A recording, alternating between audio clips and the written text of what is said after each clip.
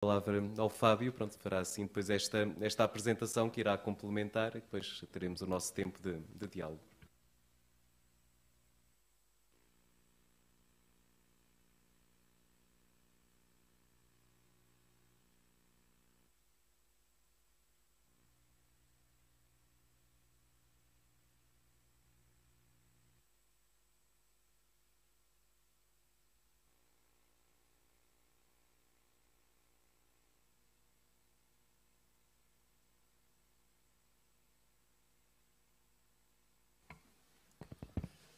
Ora, bom dia. Bom dia. Gostaria de, em primeiro lugar, agradecer à organização o convite para trocar algumas ideias sobre este tema que está, efetivamente, muito na moda, as notícias falsas, os jovens. É essa a proposta que trago aqui para a nossa discussão. E a primeira coisa que eu gostaria de dizer, antes de desvendar este segundo slide, é justamente começar por aí. As notícias falsas não são uma realidade nova. Sempre existiram no jornalismo. Não é? Sabemos que a expressão fake news é popularizada há relativamente pouco tempo, mas é esta uma realidade que sempre existiu no jornalismo. E trago aqui dois exemplos muito concretos que mostram esta ideia. Na semana passada, nos Estados Unidos, uma das filhas do casal Clinton dizia que tinha saudades de quando as notícias falsas eram sobre extraterrestres, ovnis e etc. Esta capa que nós estamos aqui a ver foi publicada pelo jornal Weekly World News, que julgo que ainda está nas bancas, mas mostrava como é que, aparentemente, Hillary Clinton, a mulher do então presidente Bill Clinton, tinha adotado um alien. Okay? E tinha até indicações muito engraçadas, como fotos oficiais, etc. E a verdade é que isto enganou muita gente nos Estados Unidos. Muita gente. E foi em 1993. Mas ainda podemos recuar mais esta história das notícias falsas e de um certo caráter histórico. Em 1965, este jornal da região metropolitana de São Paulo, o Notícias Populares, dizia: atenção, nós vimos o bebé diabo. O primeiro bebé que nasceu com a configuração. Enfim. Dizia até coisas deliciosas, entre aspas. Mulheres seguraram no colo, padre fotografa e prova que o demónio existe. Não é? Portanto, vemos aqui como é que estas notícias falsas apropriam questões linguísticas próximas do jornalismo para dar credibilidade. Okay? E a verdade é que as notícias falsas estão ali lado a lado com o dinheiro, e este jornal passou de uma tiragem média de 50 mil exemplares para 150. Portanto, o triplo, à custa de uma notícia, digamos que, falsa.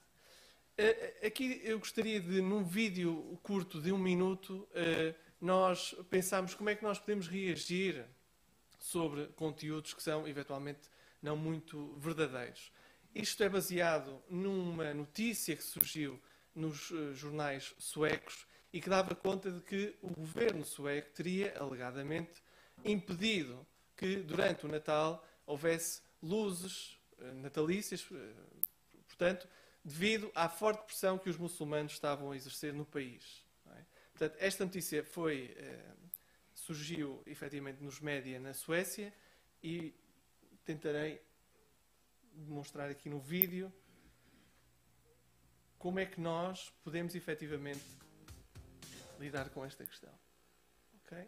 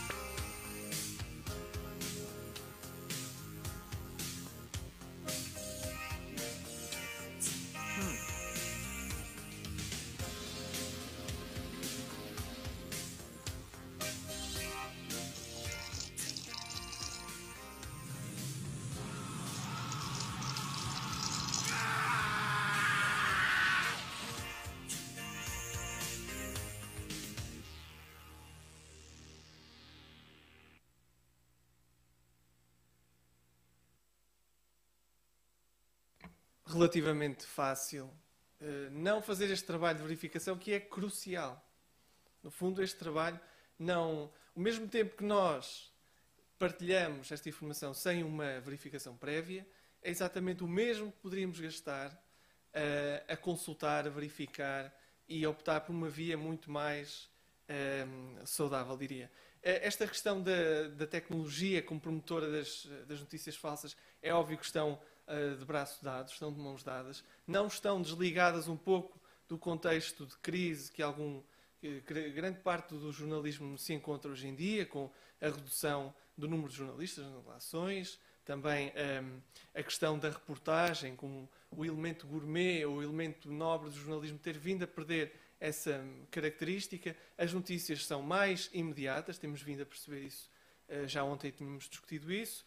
É esta ideia de fuga para a velocidade, o não ter tempo, como ouvimos hoje de manhã, que muitas vezes decorre e incorre nesta situação. Portanto, a tecnologia, o que é que ela também trouxe ao jornalismo? Um novo dicionário. Um novo dicionário com novas palavras, muitas delas com conotações ou com origens de um estrangeirismo, não é?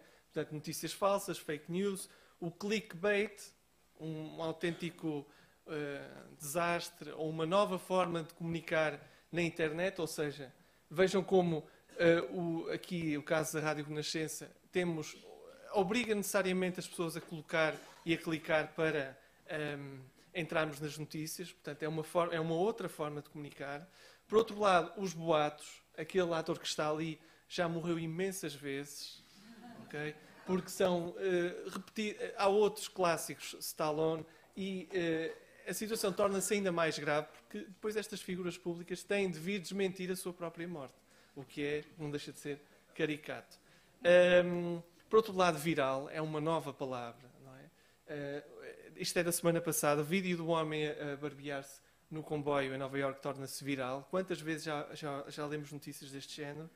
Pós-verdade, tumulto nas redes sociais, não é? São novas formulações que a própria tecnologia trouxe ao jornalismo. Também os bloqueadores de publicidade, isso do ponto de vista mais económico, e a questão do fact-checking, que é também esta urgência em verificar as notícias antes de as confirmarmos. Portanto, qual é o problema das notícias falsas? É que, segundo um estudo do MIT, deste grupo que está aqui em baixo, a velocidade da mentira é muito mais rápida do que a verdade. E isso é um grande problema para a Igreja Católica, para o jornalismo, para nós enquanto cidadãos. Eles, neste grupo, estudaram quase 5 milhões de tweets ao longo de 11 anos, portanto é um estudo de longo alcance, longo fogo, e perceberam que 70% das notícias falsas têm maior probabilidade de serem partilhadas comparativamente com as notícias que são, à partida, verdadeiras. Portanto, isto oferece uma reflexão muito apurada. E, no fundo, notícias falsas sobre o quê? O que é que nós partilhamos, ou o que é que se partilha de forma pouco rigorosa? Que temas? Política, mitos urbanos, negócios, turismos, informações de caráter científico, não é? Emagreça em 3 ou 4 dias com o professor X, etc. Já vimos muitas notícias sobre isso, e também desastres naturais. Portanto, para caracterizarmos as notícias falsas, algumas regras ou algumas formas de as demonstrarmos. O problema das fontes. Temos aqui uma notícia que em Coimbra, aparentemente, cirurgia põe cego de 2 olhos a ver justamente neste... O problema é que este site não oferece grande credibilidade à partida. Não é? Eu tive a oportunidade de mostrar isto aos meus alunos no ano passado e posso garantir que pelo menos alguém ficou convencido que isto era verdade. E se não tivesse havido risos ou outra expressão de riso, a verdade é que eu tenho a certeza que alguém teria acreditado, podia não ter partilhado naturalmente, mas teria acreditado nestas questões. Mais outra demonstração do problema das fontes de informação. Portanto, se tínhamos aquele site estranho, temos aqui outro. Neste caso, do eventual despedimento desta jornalista. Mas desengane-se quem pensa que isto está apenas em blogs com, enfim, fontes relativamente menos conhecidas. Aqui vemos dois casos. O primeiro com o jornal El País, Espanha, em que dava conta de que o jogador de futebol Cristiano Ronaldo iria construir um hospital pediátrico no Chile. Esta notícia era falsa. Era falsa. E o El País deu eco. Por outro lado, a BBC reportou a morte desta cantora. A BBC. Portanto, é também para pensarmos aqui um pouco que os grandes meios de comunicação não estão imunes, de algum modo, a esta questão das notícias falsas. Por outro lado, as notícias falsas têm esta concepção, noticiar o bizarro. Aparentemente, o grande ditador era uma grande ditadora, não é? Ou também envolvem aqui algum preconceito, não é? Alguma questão de género com a notícia que está ali ao lado direito, não é? Portanto, tudo isto são alarmes. São alarmes justamente para pensarmos que isto, à partida, não será assim tão rigoroso quanto isso. Não é? E os jovens? Será que eles olham e conseguem perceber que há ali, portanto, alguma questão que não estará propriamente muito bem resolvida? Citando mais um estudo, deste caso do Common Sense Media, em traços largos, porque é um estudo também muito interessante, muito longo, mas eles defendem os jovens entre os 10 e os 18 anos, quase 1000 inquiridos, que o jornalismo deveria dar mais atenção à realidade dos jovens, não é? Porque eles gostam efetivamente de ler notícias, não é? Pelo menos 70% diz que ler notícias de facto desperta um sentimento agradável, inteligência, de acompanhar o mundo, como dirá a Renascença, a par com o mundo, não é? Mas esta sensação de proximidade é de facto muito agradável para os jovens. Onde é que eles vão aceder a notícias? Família, amigos e professores, sobretudo, e online media. Contrariando talvez aqui um pouco, ou nem sei, porque de facto são temas tão recentes, não vemos neste estudo o papel dos influenciadores no acesso às notícias. Portanto, decidi trazer também este estudo neste sentido. Até que ponto, efetivamente, os influenciadores estão a marcar a agenda daquilo que também é o acesso ou a credibilidade das notícias para os jovens. Neste caso, parece-nos que a família e os amigos terão, neste estudo, mais impacto. Confiança, mais uma vez, o poder da família. A família é o elemento central no acesso e na confiança às próprias notícias, mais do que propriamente outro tipo de meios e outro tipo de contextos. Este estudo diz ainda que 44% admite que já que consegue efetivamente distinguir uma notícia verdadeira de falsa. Poderia ser engraçado fazer uma espécie de workshop com estudantes e com jovens destas idades para perceber efetivamente se eles conseguem perceber. Acho que a investigação, né, em ciências da comunicação também tem esse propósito. E, por outro lado, 31% admite já ter partilhado conteúdos que mais tarde identificou como falsos. Portanto, a Igreja, neste contexto, também não tem estado imune às notícias falsas. O próprio Papa Francisco tem sido um exemplo disso. Aqui há alguns exemplos, na verdade. Do lado esquerdo, aparentemente o Papa estava doente. Do outro, talvez com mais gravidade, dizia aqui este site que o Papa Francisco tinha apoiado a campanha e tinha a presidência e a administração de Donald Trump. Portanto, tínhamos aqui dois mundos muito próximos. Para quê? Para dar credibilidade, eventualmente. Ou então, este julgo que é mais recente, este julgo que é de abril, é isso. O Papa aparentemente teria cancelado a Bíblia porque precisamos de um livro mais moderno e tal. Estas notícias espalharam-se de uma maneira decisiva nas redes. Todas estas, sobretudo a última, não é? E muitas vezes basta ver um frame ou esta imagem, nós até podemos nem ver o vídeo, porque duvido que haja vídeos, não é? Essa é logo a primeira grande interrogação. Dificilmente o Papa, ou nunca, teria uma declaração nestes termos, não é? Mas só este frame pode ser suficiente para iludir e para enganar as pessoas. Portanto, naquilo que diz respeito à Igreja Católica, eu acho que um grande passo também já tem sido dado, justamente pelo Papa Francisco, este ano, quando ele colocou o tema das notícias falsas na agenda, na ordem dos grandes debates e dos grandes temas para a contemporaneidade. Ele tem aqui uma expressão que é particularmente feliz na minha perspectiva, em que ele diz: é preciso desmascarar esta lógica.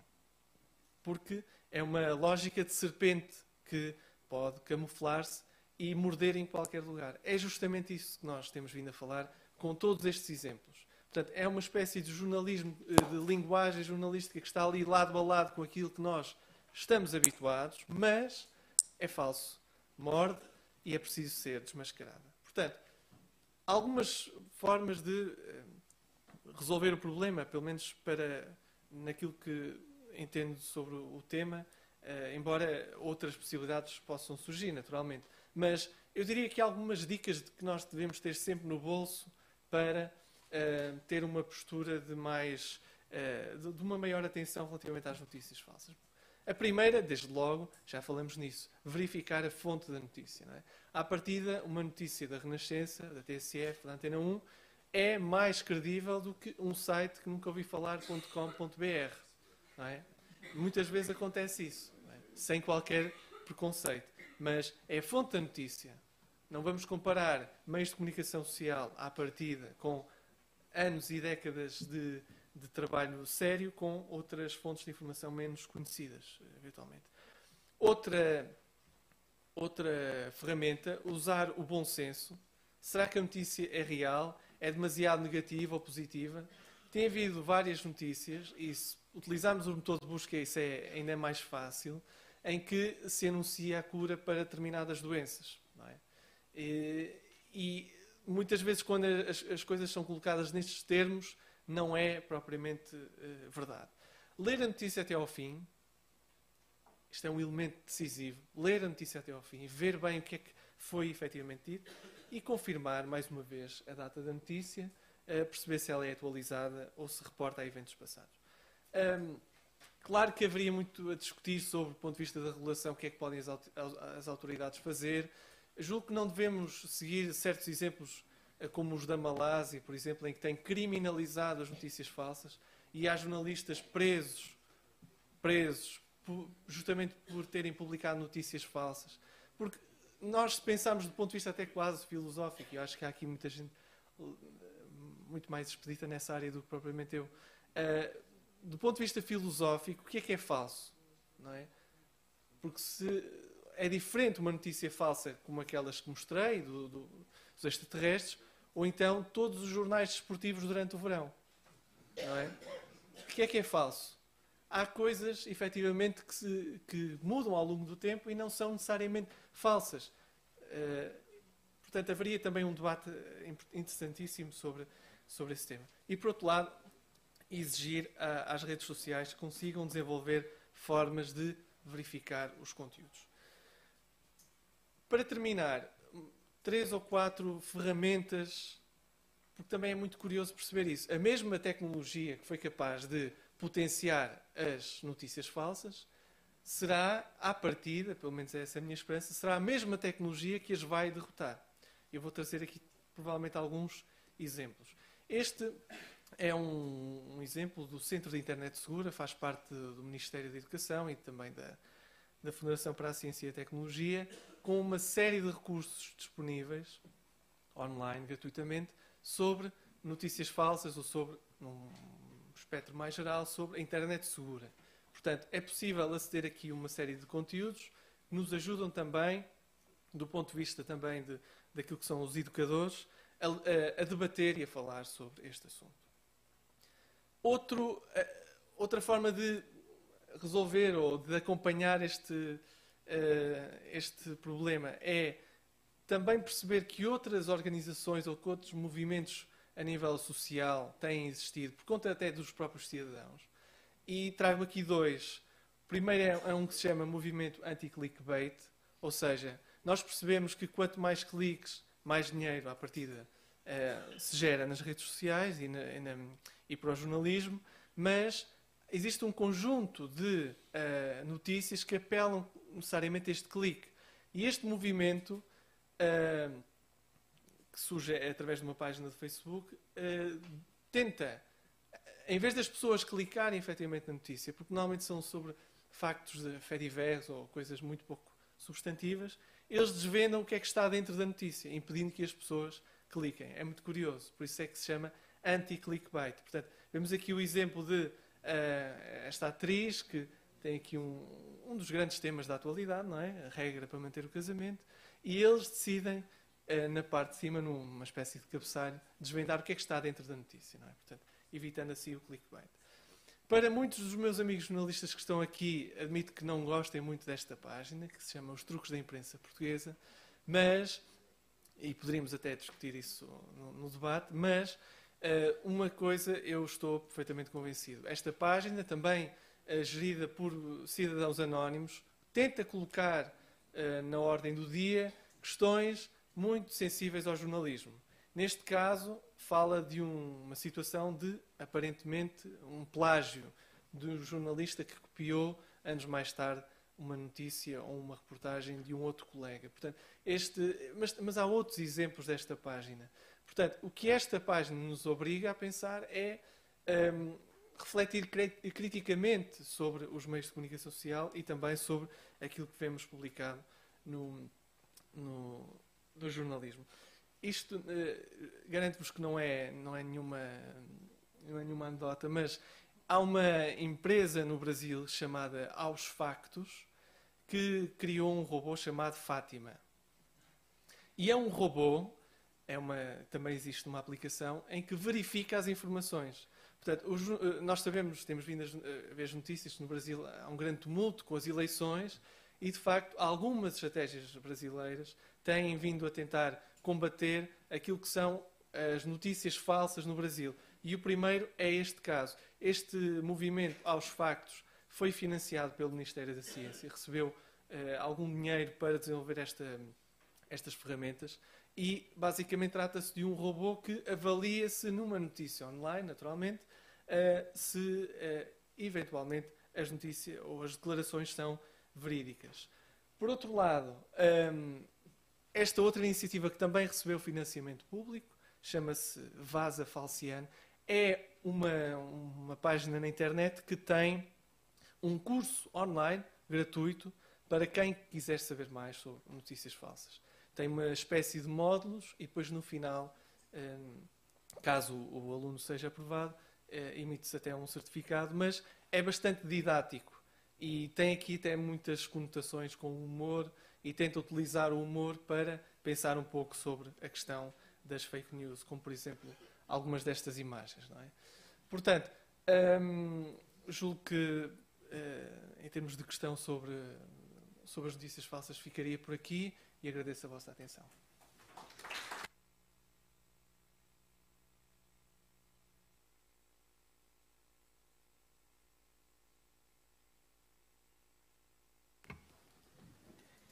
Então, muito obrigado, Fábio, por esta explicação das questões das notícias falsas, o modo como são apreendidas, o impacto que têm, também a origem, e depois, sobretudo, todas estas regras também de uma literacia também digital que também é cada vez mais exigida a nós, mas aos jovens em particular, da forma também como podem ser influenciados por elas. Pronto, passaríamos agora a este tempo de diálogo entre o Jesus Colina, o Fábio e a Assembleia aqui presente, por isso teremos estes 20 minutos para tempo de perguntas.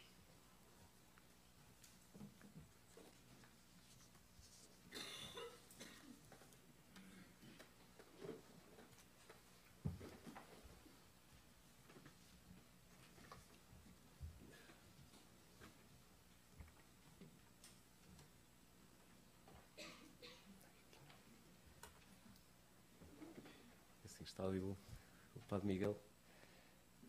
Estamos só aqui a ver do microfone. Sim, o Padre Miguel Neto.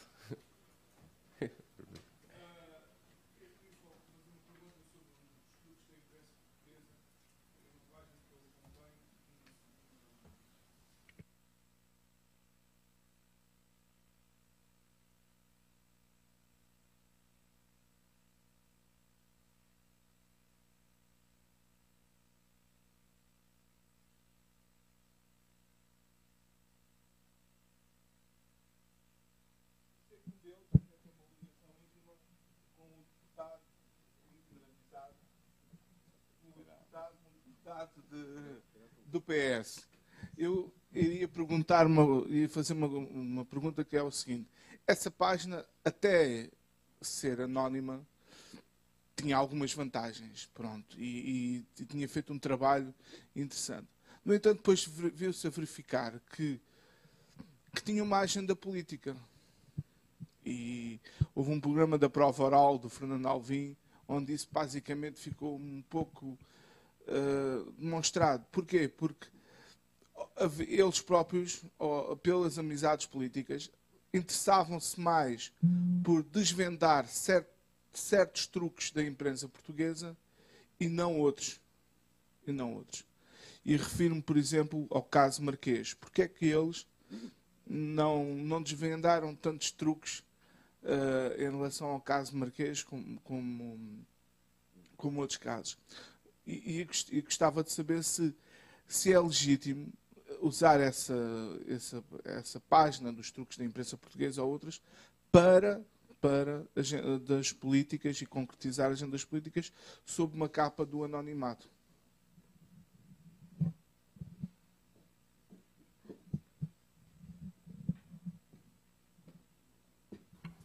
Ok. Apenas um exemplo, não é? É muito engraçado perceber que nesse movimento de contestação já surgiu os truques dos truques. Provavelmente deve conhecer. A minha postura nunca será de defesa da página, porque propriamente também há muitas situações que não estou de acordo, porque em muitas daquelas publicações não existe claramente uma caça ao homem ou caça à mulher. Depende da figura que está a ser envolvida. Mas, pelo menos, aquilo que eu gostaria de destacar é o facto de, e para mim é que isso se torna, de certo modo, legítimo, algumas das questões que estão lá são importantes para nós refletirmos sobre o papel dos meios de comunicação social. E julgo que não existem muitas oportunidades para nós pensarmos. É óbvio que, a partir do momento em que souberam essas ligações, a opinião pública começou a perceber qual era a perspectiva dessa página. Mas, se colocarmos isto numa perspectiva mais geral, é importante nós refletirmos sobre os meios de comunicação social. E efetivamente há poucas possibilidades de refletirmos criticamente, porque isto não tem necessariamente de ser uma batalha de se é de esquerda, se é de direita, se quem ganha. Temos de refletir um bocadinho e exigir também, porque não, ao jornalismo, mais rigor, mais distinção em certas situações. Não é? Portanto, esse é apenas um contributo entre tantos outros, e devemos ter sempre essa perspectiva de que há uma possível agenda e ser também cautelosos com isso. Bom dia. Eu gostaria de fazer uma pergunta por causa do estudo. Vou falar devagarinho, se houver alguma dificuldade. Queria perceber, em relação aos dados, foram estudados dados do Facebook e do Instagram. Este conjunto de 539 milhões diz respeito ao conjunto das duas aplicações. E, por outro lado, portanto, se há aqui alguma separação, e, por outro lado, se foram estudadas cada uma das aplicações em separado, ou seja, se há uma maior quantidade de jovens no Instagram ou no Facebook, se há essa noção, ou se estes dados compilados, por exemplo, estes 100 mil que Portugal tem, 50 mil estão no Facebook, 50 mil estão no Instagram. Porque sabemos que muitos deles estão nas duas. Portanto, como é que estes dados foram trabalhados?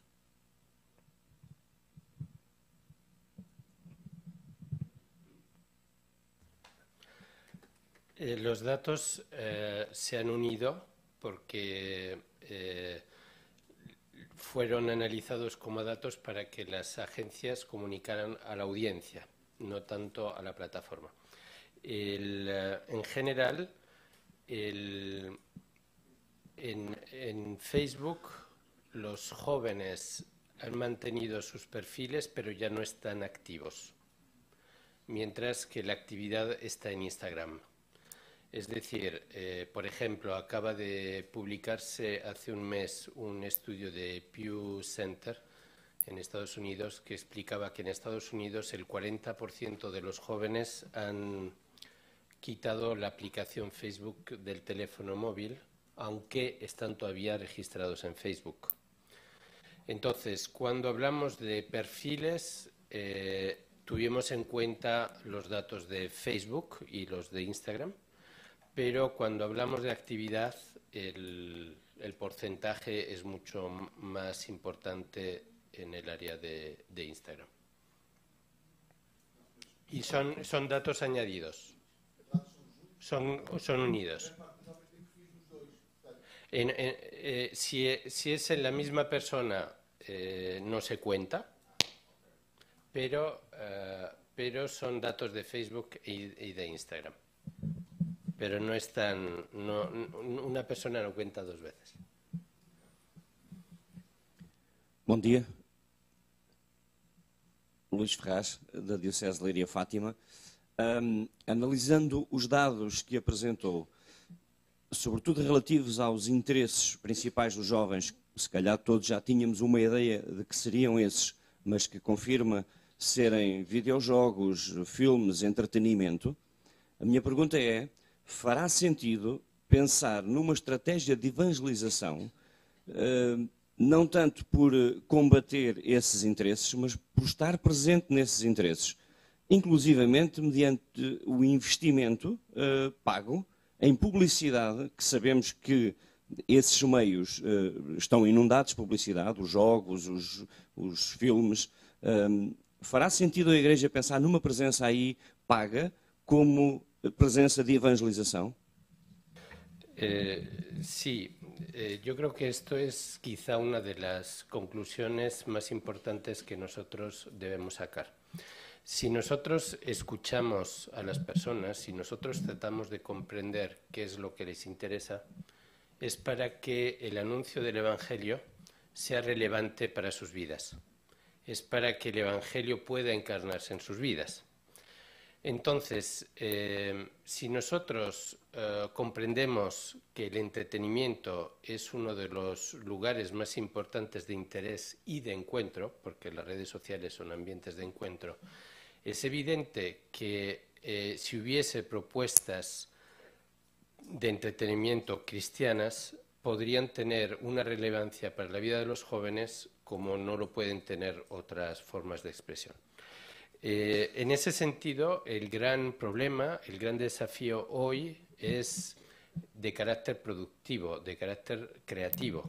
Hoy día es difícil hacer la competencia a Netflix. Pero esa es la creatividad a la que estamos llamados para hacer vivos el Evangelio hoy día. De manera que el primer problema es productivo, es capaz de crear contenidos que sean relevantes para los jóvenes, que hablen su lenguaje, que intercepten sus intereses. Si nosotros logramos eso, el problema de la publicidad para vehicularlos es un desafío, pero es menos importante porque ya tendremos una oferta fuerte. Y el problema es que hoy día, sobre muchos de los intereses juveniles, la oferta no existe, estamos ausentes. Si ustedes, aquí hay muchas personas que trabajan en medios de comunicación cristianos, en periódicos, agencia, páginas web de congregaciones religiosas. Si ustedes quieren llegar a más gentes, si ustedes quieren crecer en audiencia, escuchen los trending topics, escuchen el comportamiento de las personas en su página web, vean cuáles son las búsquedas más numerosas. Es decir, tienen que hacer analytics dentro de su propio medio y tienen que escuchar fuera en Internet, en Google Trends, en Google News, en Facebook.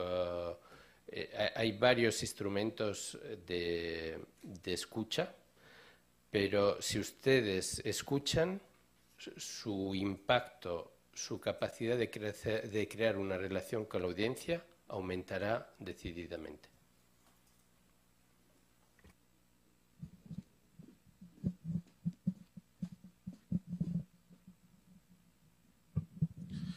Eu gostaria de sublinhar um aspecto, porque eu estava aqui, que é a questão da confiança, das instituições e a confiança.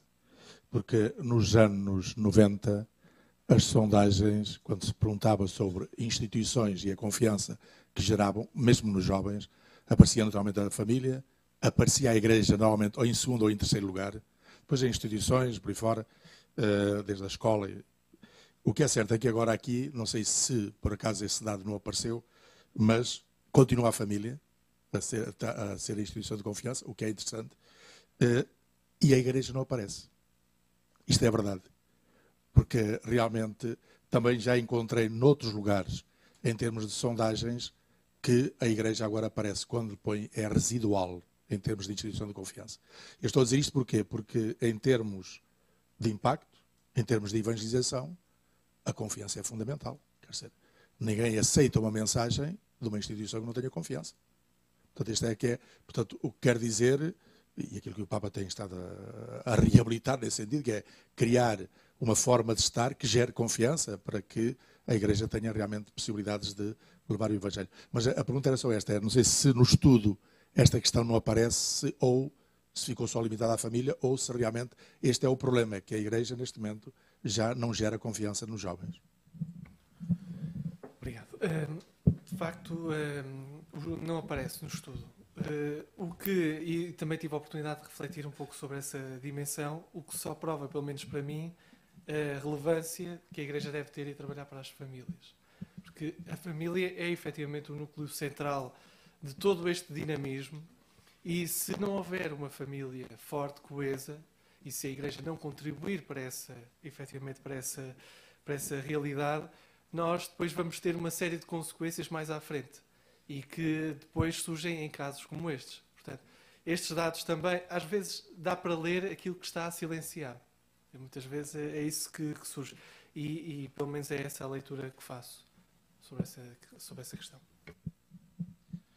Bom dia novamente, peço desculpa, eu nunca fiz uma pergunta nestas audiências, hoje é a segunda, mas aqui vou perguntar porque tenho um colega meu que está a ver isto no local de trabalho e pediu-me para eu fazer a pergunta, que é o Samuel. Mando um abraço para todos, os que conhecem. É o seguinte, o Jornal da Diocese, o Algarve, Folha do Domingo, quando o debate de eutanásia teve uma pressão, foi o único jornal da Diocese que publicou com a cara os deputados da região, do Algarve, e o sentido de voto, porque o voto da eutanásia foi nominal. Isso fez com que um ilustre deputado do Partido Socialista, que autoproclama-se católico e até foi chefe de escuteiros, pressionasse desculpa lá, Ricardo, pressionasse o nosso vigário-geral dizendo que tinha sido uma vergonha a Folha do Domingo ter sido o único jornal que tinha posto a cara dos deputados e mostrado o seu sentido de voto. E que era lamentável, que nunca esperava isso, num órgão de comunicação católico, que não tinha nada que dizer qual era o sentido de voto dos deputados, quando a Antena 1 e o TSF assim o fez publicamente. O que gostava de saber é como é que nós conseguimos credibilizar as informações perante esta pressão. Porque são pessoas importantes, são pessoas que muitas vezes podem desbloquear situações que ajudam as paróquias, que ajudam a diocese noutras circunstâncias, e o facto de sermos transparentes e de não realizarmos fake news, muitas vezes podem-nos complicar. Como é que nós conseguimos manter essa linha de transparência para a juventude?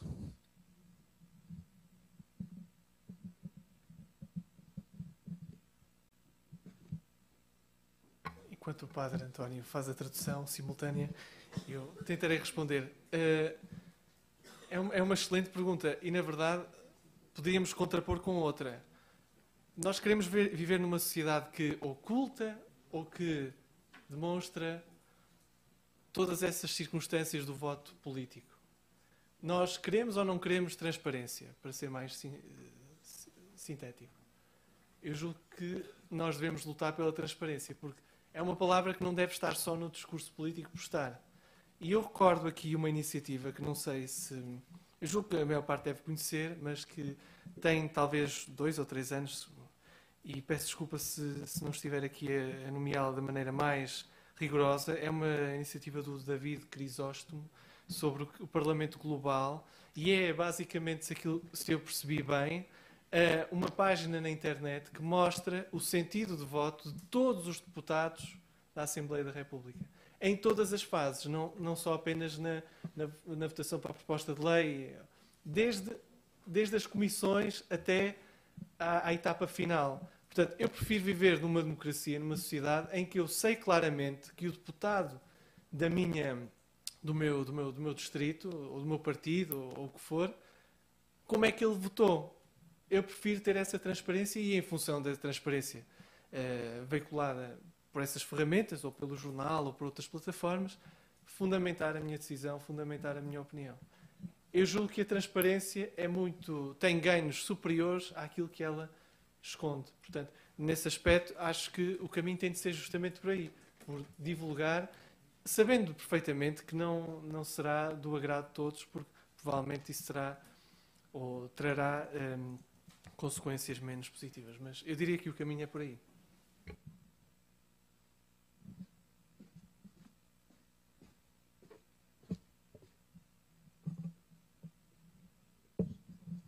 Sim, temos só ali mais uma pergunta e depois aqui outra pergunta. Sim.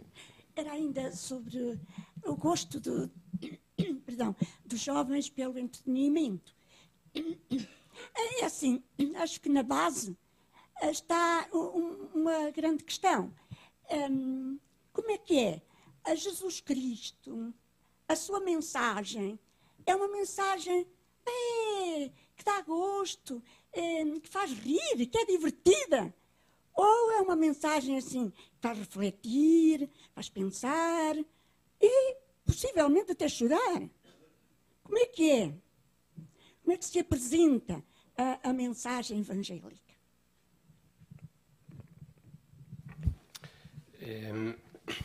Las redes sociales son un campo de nueva evangelización. Y nueva evangelización tiene que ser nueva, no en el mensaje, que es Jesucristo, sino nueva en el lenguaje, nueva en los métodos, nuevo en el estilo.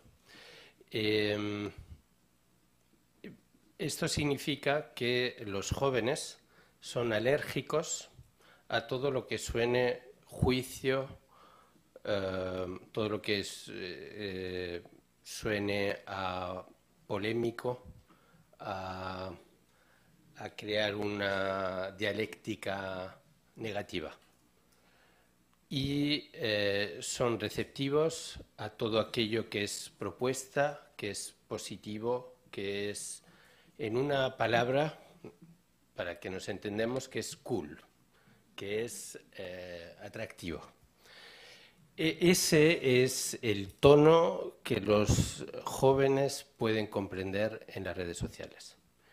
Si además la frescura de la persona de Cristo, su belleza, si además lo logramos en alguna ocasión transmitir con humor, todavía tendremos más reach, tendremos más llegada en las redes sociales, pero los jóvenes buscan autenticidad, buscan verdad y, por tanto, basta que nosotros seamos transparentes, que demos esa visión positiva, esa visión cool de Jesús. Lo que no soportan, lo que no pueden soportar es el doble mensaje. Es decir, predicamos una cosa y vivimos otra. Y no soportan el que los cristianos nos peleemos en las redes, que estemos discutiendo. Dicen, si ni siquiera ustedes están de acuerdo, ¿por qué yo voy a adherir a su fe? Esos son escándalos que los jóvenes no comprenden.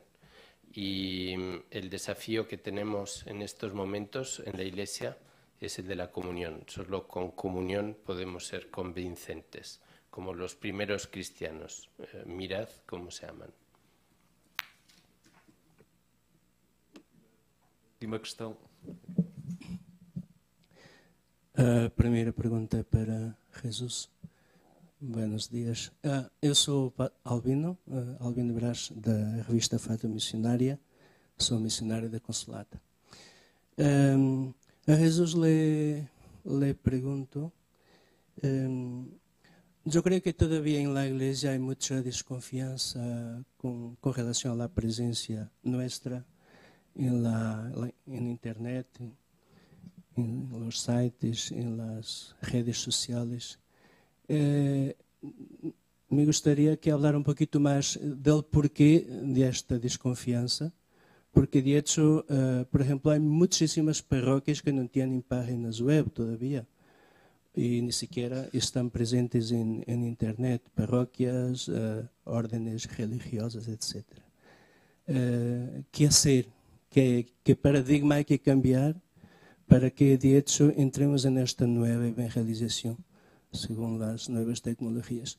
Y luego, a segunda pergunta para o Fábio. Na verdade, se calhar é mais um comentário que uma pergunta. Sim, de facto, hoje com a questão das notícias falsas, a mim parece-me que há um aspecto que não saiu aqui, mas que há notícias verdadeiras que se transformam em notícias falsas também, na medida em que elas ficam descontextualizadas.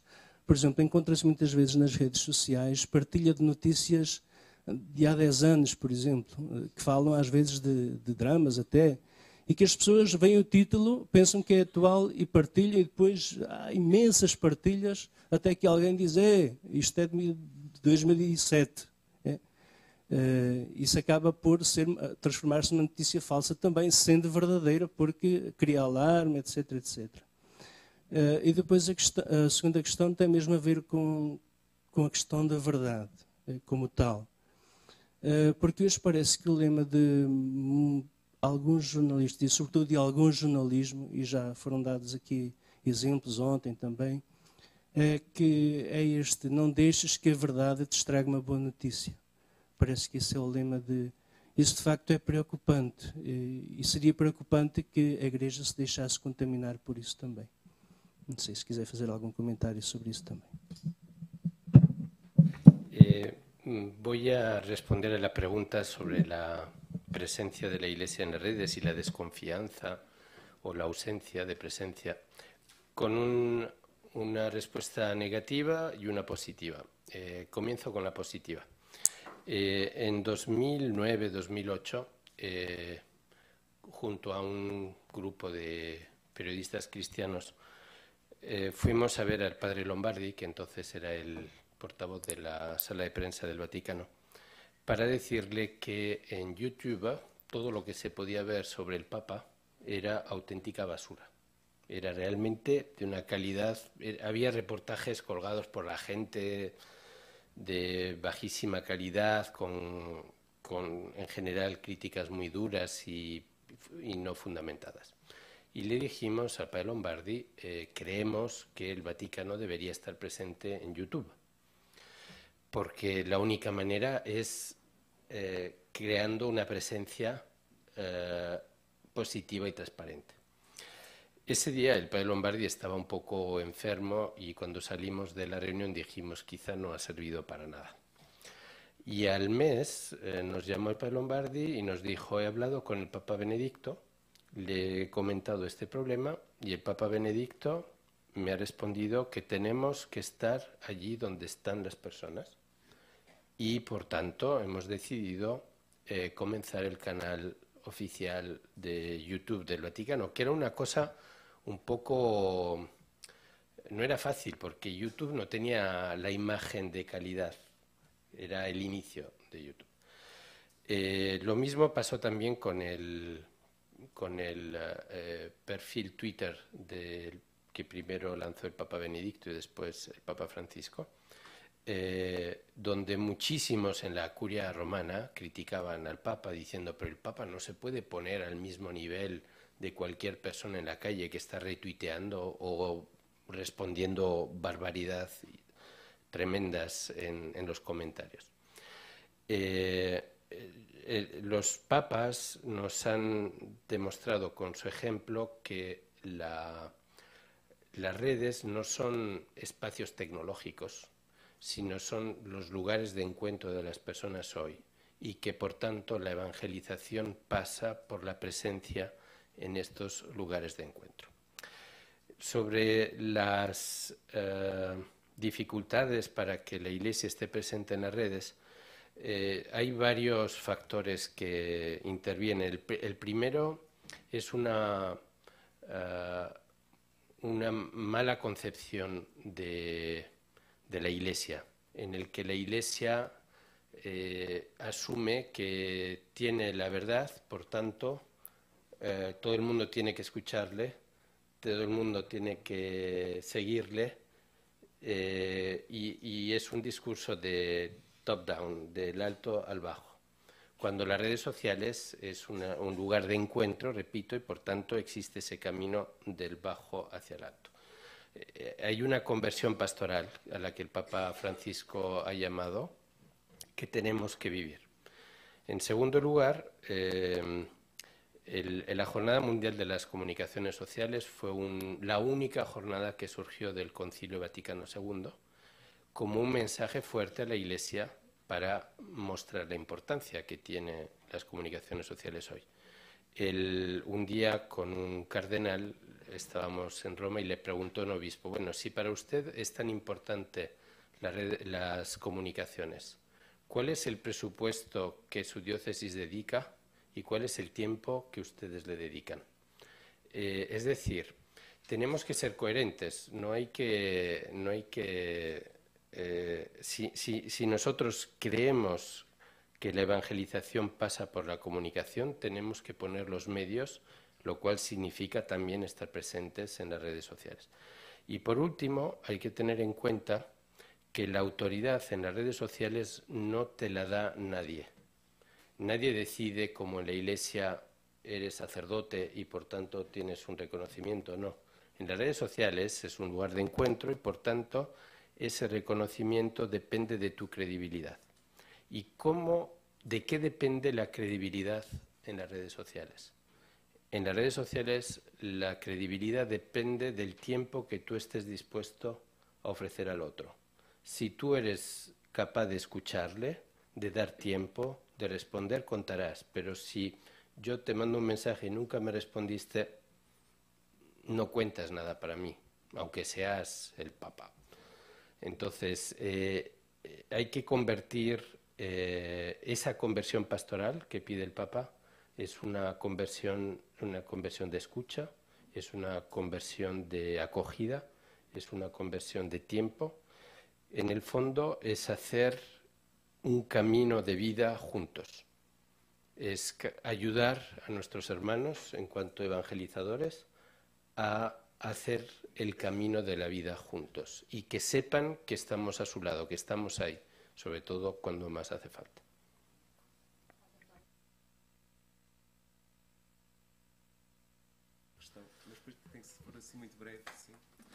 Vou tentar então ser telegráfico sobre esta questão que também agradeço, que tem 2 pontos. A primeira sobre o que é ser falso, não é? O que é verdade, o que é mentira. Eu tive a oportunidade de dar um exemplo muito concreto.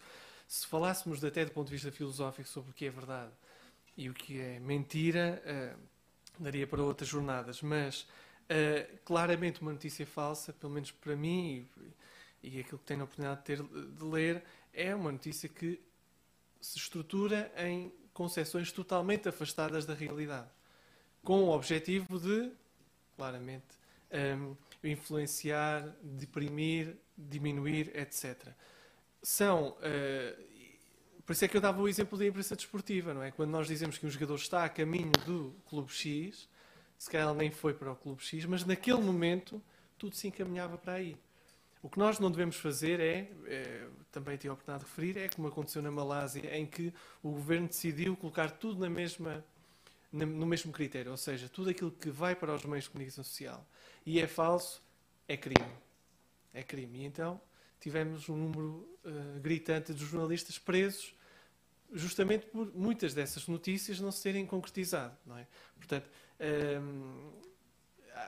teremos de perceber o que é um facto que está a decorrer e uma notícia que está a ser dada como definitiva e que pode eventualmente ser falsa. E o segundo apontamento sobre o aspecto conjuntural, também tive a oportunidade de sublinhar a velocidade e que todos nós, não somos só os jornalistas, vivemos na era da velocidade do instantâneo, do imediato e do imediato, mas tem havido assim uma certa tendência, que eu espero que não seja uma tendência outono-inverno do jornalismo, mas há uma série de revistas que se intitulam como Slow Journalism, ou seja, são revistas que fazem ou cobrem matérias de assuntos que não são propriamente atuais. Distam, por exemplo, 1 mês ou 2 meses de quando aconteceram, mas que são revistas que tratam o assunto com a profundidade, ou seja, deixam acontecer o evento para depois terem uma leitura e uma abordagem. E acho que são exemplos muito ricos daquilo que pode contrariar esta ideia de velocidade.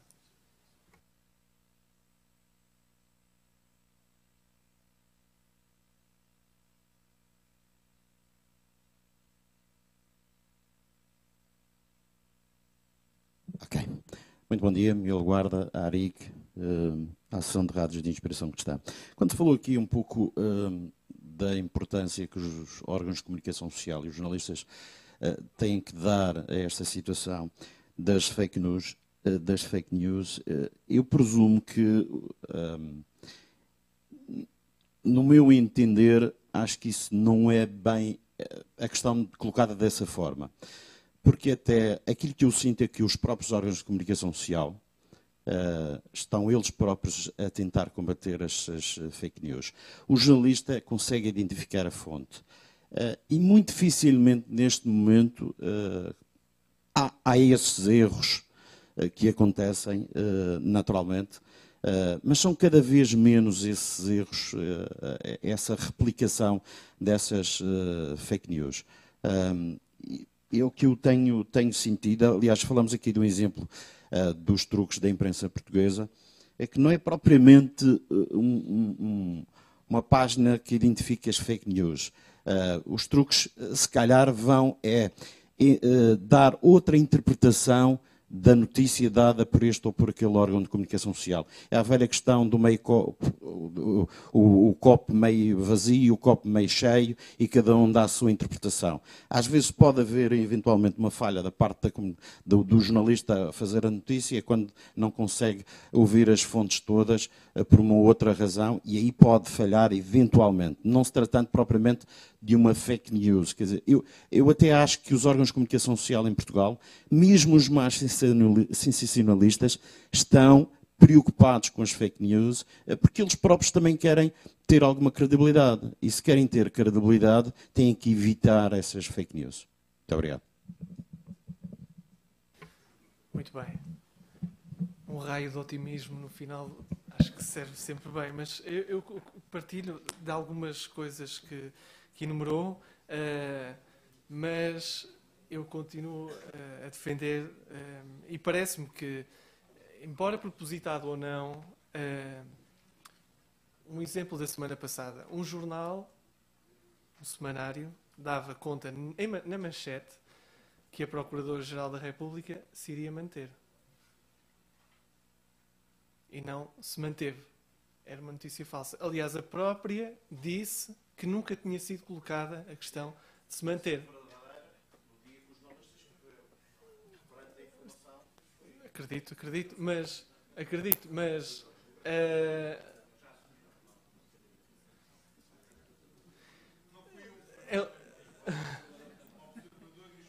exatamente, estava-me a esquecer desse.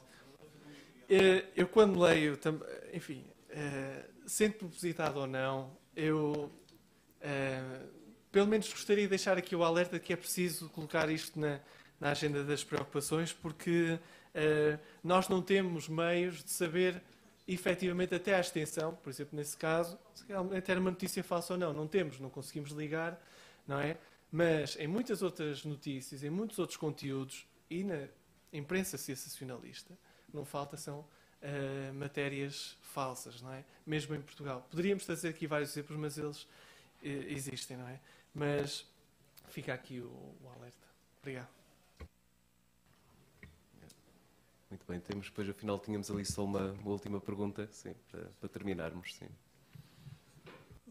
Eu acho que entre notícia verdadeira e falsa existe uma subtileza da meia-verdade de um lado ou do outro, a que nós somos na informação cristã particularmente tentados, porque temos uma autoridade que nos controla e temos uma comunidade que nos censura. E muitas vezes, quando escrevemos, quando descrevemos, quando refletimos, não é a nossa liberdade que está a ser exercitada, mas é um serviço que podemos estar subtilmente a querer prestar a quem estamos dependentes. Por isso, a verdade e a liberdade são uma exigência muito interior, mais do que uma lei externa, muito interior da consciência do jornalista, que olha a realidade, a descreve, a reflete, a transmite e sabe que tem uma missão com isso. E na chamada imprensa ou comunicação de inspiração cristã, redobra essa responsabilidade. Para ser simples, direto e rápido, eu penso que a nossa consciência tem que tocar estes pontos, muito para além de nós nos colocarmos nos extremos da verdade ou da mentira, que são mais fáceis de nos situarmos face a ele e de nos identificarmos e até de os pormos em prática. Muito bem. Agradecemos ao Padre Rego, pronto, também nos fez assim uma conclusão assim também desta questão, deste painel que nos enriqueceu muito, da informação que aqui recebemos, dos instrumentos também que nos deu, sobretudo que é o objetivo de nos dar depois instrumentos, ferramentas, ideias para concretizarmos o nosso trabalho e as nossas missões. Pronto, fazemos então agora o nosso tempo de intervalo, pronto, faremos 30 minutos, por isso às 11h45 encontramos aqui para o painel dos jovens que nos irão falar das suas próprias conclusões. Recordo só que também têm nas folhas o inquérito de avaliação, que agradecia que pudessem preencher aqui ou então online e depois nos enviassem. Muito obrigado e até já.